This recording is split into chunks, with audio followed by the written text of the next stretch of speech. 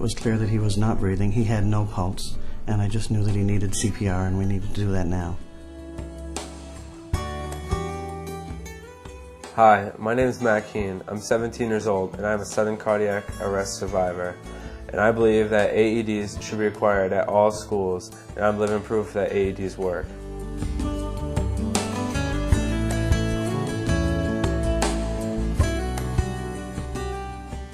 We heard a call over the radio, one of the team managers from football asking for help. We weren't quite sure what was going on, but she sounded pretty panicky, and the tone of her voice alone made us both jump. One of the football players had collapsed on the field and wasn't breathing. So at that point, jumped on the gator and drove over to the football field. They never diagnosed anything. They have no idea what happened. And the doctor said if I was to go and have my heart checked today, they just let me go, say I was fine. When I got up to him, it was quite apparent that he was not breathing. It's tough, but Matt's with us. He survived, and had the events turned out differently, obviously I'd feel a lot different. I had placed the pads, Jim was doing compressions, Catherine was doing rescue breathing. During the event, actually, I had begun CPR and thought that I was doing a pretty good job, but in the middle of it, the AED actually said to me, during compressions it said, push harder. I did push harder as it instructed, and then it said, good compressions. I do remember staff saying that they didn't think it was longer than 2 minutes that he was without oxygen, that CPR was administered within seconds, really, and within 2 minutes they had the defibrillator, which was very critical. Most of my training is as an emergency room nurse, and when I got to Matt's side, I was immediately alarmed and thought, oh no, this is not good. And we began the process of CPR, and I thought, well, it's going to go the way that CPR so often unfortunately goes. But then when we put the AED on him and we shocked him, and he still did not have a pulse immediately after that, we did one more round of CPR, and then out of the blue, Matt took this big, deep breath, and I went, holy mackerel, Catherine, he just took a breath. And he actually started, as we say in medicine, to pink up, and I got some color, and he had a strong bounding radial pulse, and he got color, and he looked good, and he was breathing on his own. I said, let's sit tight for a minute until the rescue squad gets here. Matt, quite frankly, would not be here today if KUA didn't respond in the manner that they did. We've had faculty members in the past who have cardiac arrested, but the circumstances were different, the patient history was different, the location was different, and certainly no AEDs in the past, but it usually isn't a very positive outcome. It's difficult.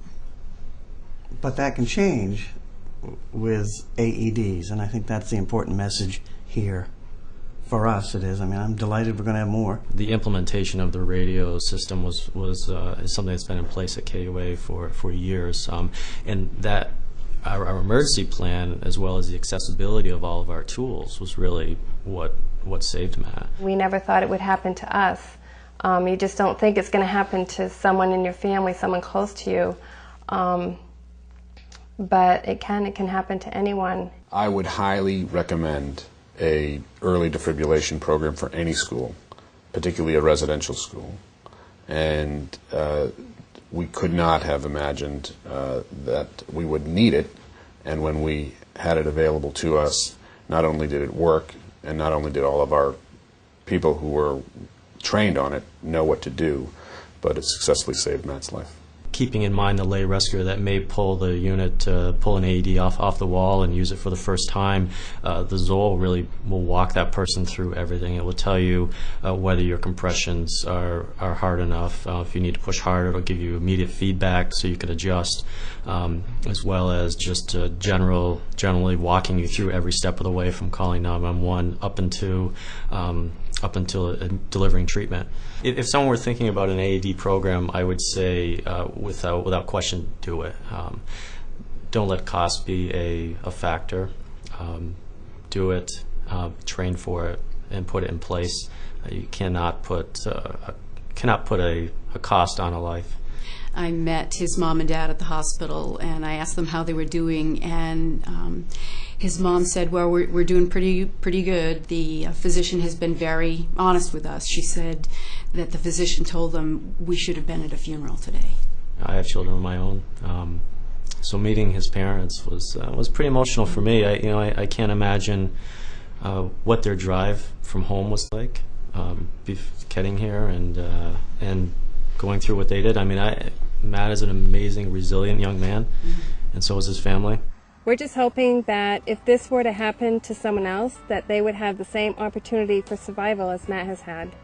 And that's why I am determined to get legislation passed to have AEDs accessible in all schools. I thought the greatest thanks over and above the thank you cards and the letters from the parents was walking into that hospital room that first time. And like I said to Catherine when she asked me how it was when I went to visit him, and I walked in the door, and all of a sudden there was Matt sitting in the hospital bed. Hi, Mrs. Willett. I just wanted to break down and cry right then and there. It was just so nice to see him. I felt so relieved. The nurses and trainers are highly trained in CPR and on the AED device.